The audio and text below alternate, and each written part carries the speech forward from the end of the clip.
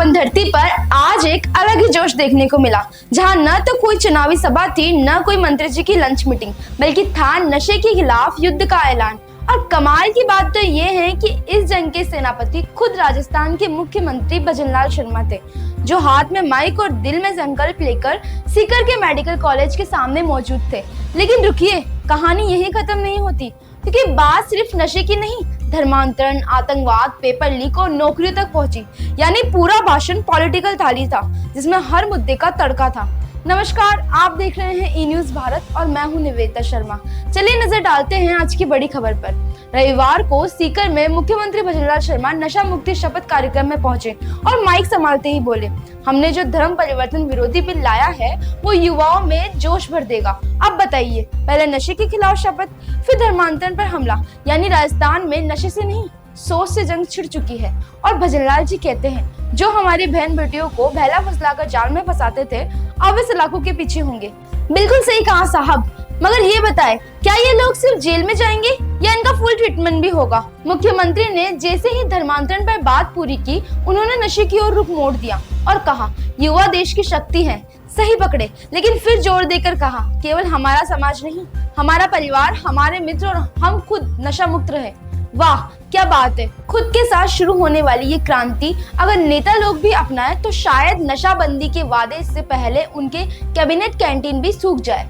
फिर भजनलाल जी ने आंकड़े दिए, 18 महीनों में 6,608 मुकदमे, 7,800 से ज्यादा गिरफ्तारियां, 4,700 किलो अफीम और 130 किलो हेरोइन बादाम। सुनकर लगा जैसे सीकर की धरती नहीं, बल्कि कोई नारकोटिक्स कंट्रोल ब्यूरो का ऑफिस हो। उन्होंने दावा किया कि बोर्ड से नशे की रोकथाम कर दी गई है।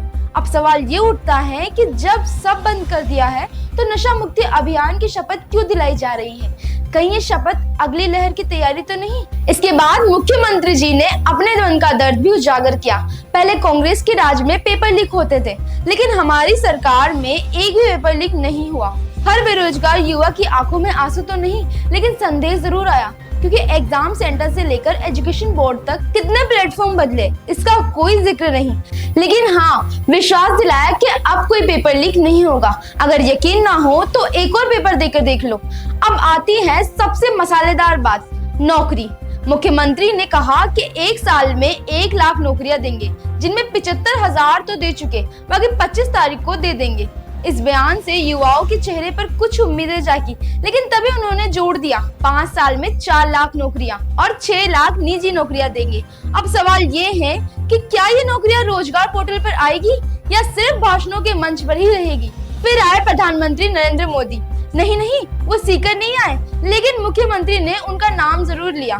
कहा, मोदी जी के नेतृत्व में आतंकवाद और नक्सलवाद घटा है और अब युवा से अपील है कि मेहनत करिए, पढ़िए, राष्ट्रवाद को आगे बढ़ाए। यानी नशे की बात करते करते अब राष्ट्र निर्माण की सीढ़ी चढ़ा दी गई। वाह, मुख्यमंत्री ने युवाओं को देश का भाग्य विधाता बताया। बोले, नशा मुक्ति को अपने मन में धारणा बनाएं। और अंत में आई वो बात जो हर भाषण का क्लाइमेक्स होती है, जब हम चलेंगे तो हमारा राजस्थान भी आगे बढ़ेगा और देश भी। सुनते ही लगा जैसे कोई राजस्थानी डायलॉग से सजी देशभक्ति फिल्म का ट्रेलर चल रहा हो।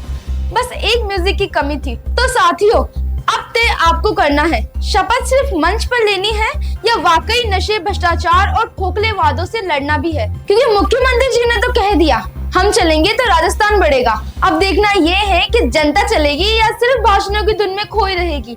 बने रहिए हमारे साथ, क्योंकि यहाँ खबर नहीं, सच्चाई परोसी जाती है।